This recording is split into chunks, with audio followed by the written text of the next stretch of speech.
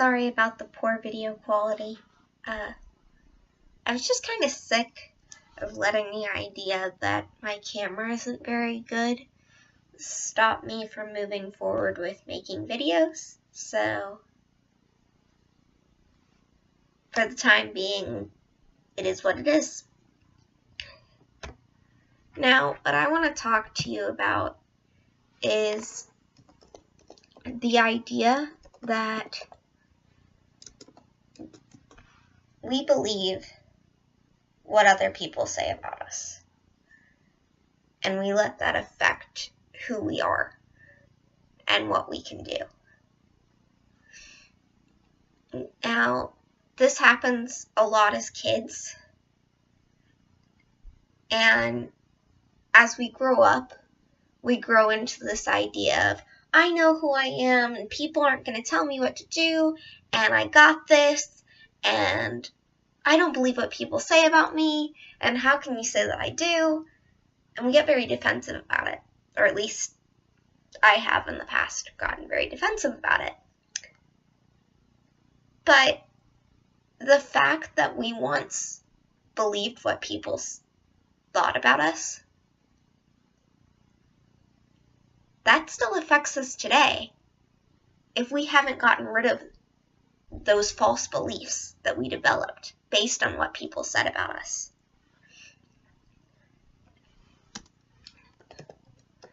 In my freshman year of high school, I meant college, my freshman year of college, we were asked to write an essay for my Comp 1 class on something that we learned that was a challenge and that we learned differently from other people. And for me, that was learning to read. I sort of knew how to read at a young age, like not young, but when you're supposed to learn how to read, like 5 or 6. I could sound out letters, and I could mostly understand what the words meant. But I struggled. And if letters didn't sound like how in my head they should sound, then I got confused on what the word was. I'm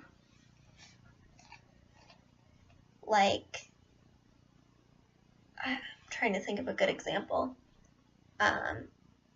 Like silent letters, or letters that can make 2 different sounds. Those things confused me. And I would write words backwards and letters backwards. And I would skip lines when I was reading, or read the same line over and over again. So there were lots of little problems that I had with reading. And they built up, and teachers saw it. And so it led to me being put in special ed classes and being diagnosed with ADD, and teachers being concerned about my educational success. And that's all well and fine. But then they started labeling me. They put me in special ed classes. They isolated me from other students for large portions of the day. And it was obvious to the other students when I was leaving the classroom, when none of them were leaving the classroom. And so kids asked questions, and they wondered where I went. And I had just gone to the special ed classes, but when the teachers said stuff like that, it made the kids think, what's wrong with her? You know? And kids can be very cruel, especially at a young age. And so that caused more issues, especially when you're young and susceptible to believing what others say about you. So how did I overcome all of this? How did I overcome all these challenges, these words, these lies? This belief that I'm never going to be able to read well, I'm never going to be successful, I'm never going to be like the normal students that aren't put in the special ed classes. And really, this belief, based on how the school treated me, that I was basically worthless because they'd given up on me. They had put me in classes where I wasn't challenged to learn. I wasn't taught necessary things for educational success in the future. And when I asked questions in the normal classes, they would be very dismissed, and I was looked at as if, well, you're never really going to truly succeed, so as long as you pass, it's okay.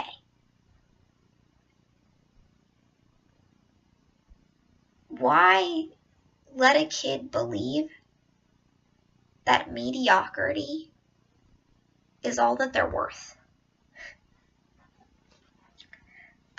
I'm currently in college learning to become an elementary teacher, school teacher, mainly because I want kids to not have the educational experiences that I had to go through. And I hold on to a strong belief that every challenge that we face in life is a gift because it's a learning opportunity. And I know when I got to middle school, some of the kids who were told the same things as me didn't overcome their disabilities and their disadvantages. And not only did they not overcome what their disabilities were, but they let those define them and truly created a belief that, oh, I have this disability, I don't have to try anymore. They've given up on me, so I'm going to give up on myself too. And when you see someone the age of 12 or 13 who's already given up on themselves and doesn't care about getting an education, going to college, and believes that they're worth nothing more than becoming a teen mom or playing on a sports team, or they're just going to drop out and work at a fast food place because that's all they're worth. And at the age of 12, they've already formed that belief in themselves when it's not true. It's heartbreaking. And I don't know if that doesn't break your heart, what that says about you, but for me, it did. It truly made me think, wow, why haven't I done that? What made me different? Because if I truly just believed in everything that people were saying to me,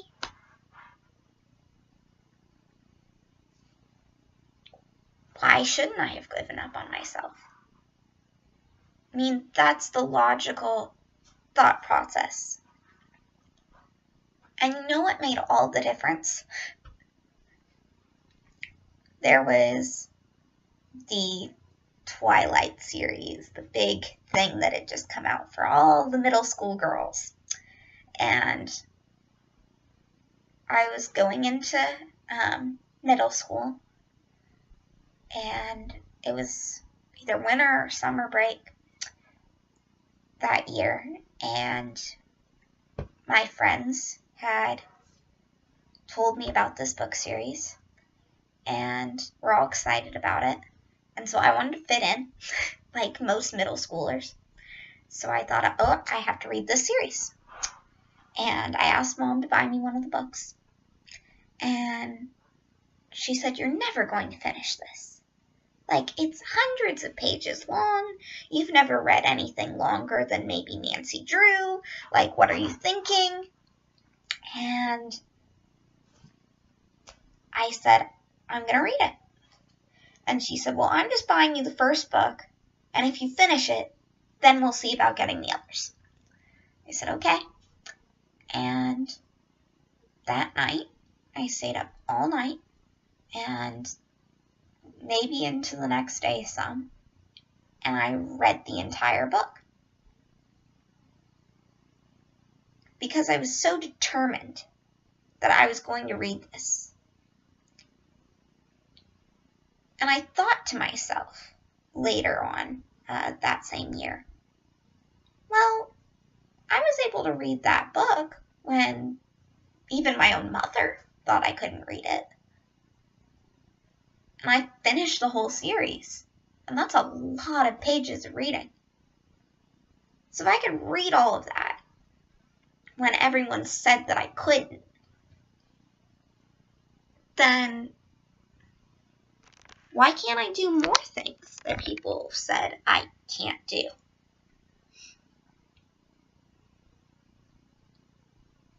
And that's all it took. It took evidence countering my false belief to change that mindset.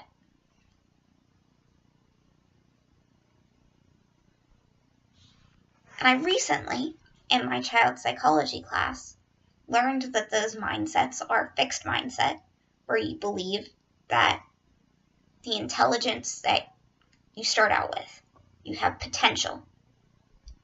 And that potential is determined by how well you do on a test, or what your teachers say about you, and what your IQ is at the age of 5. And you believe that that says something about who you are and how smart you can be. And then there's a growth mindset, a mindset where you believe that you can learn and you have potential. And that kind of mindset is if there's a challenge and something that you're not sure you can succeed at, you want to go after it and try it till you do succeed.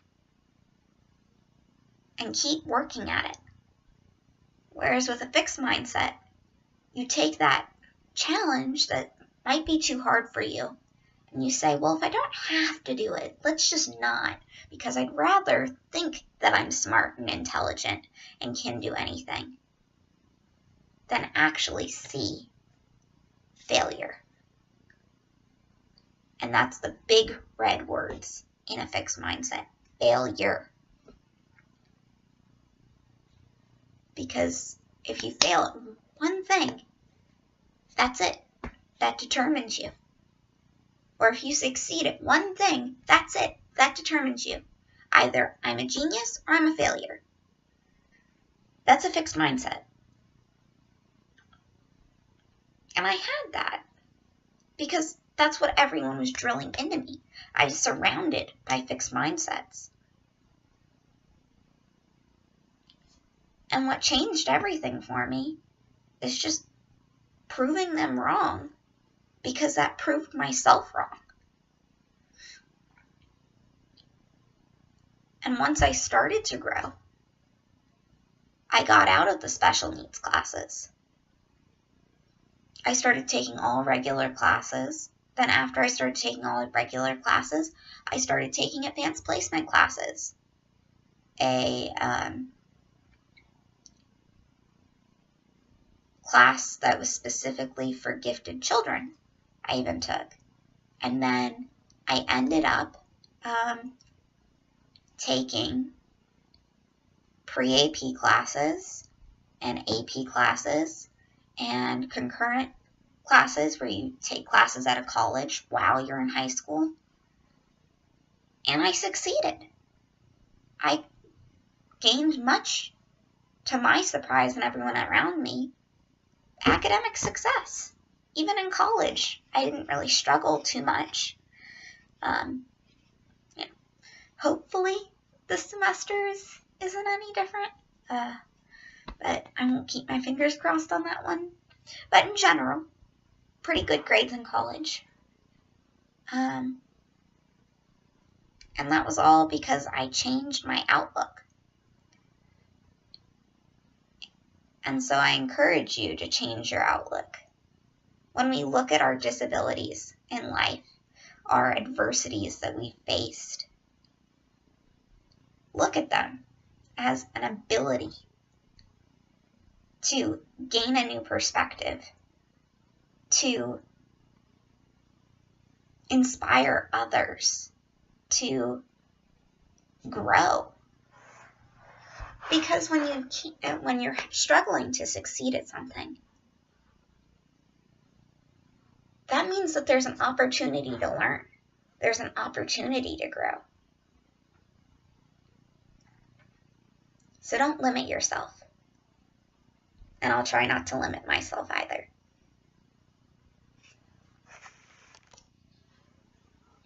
I hope you liked this.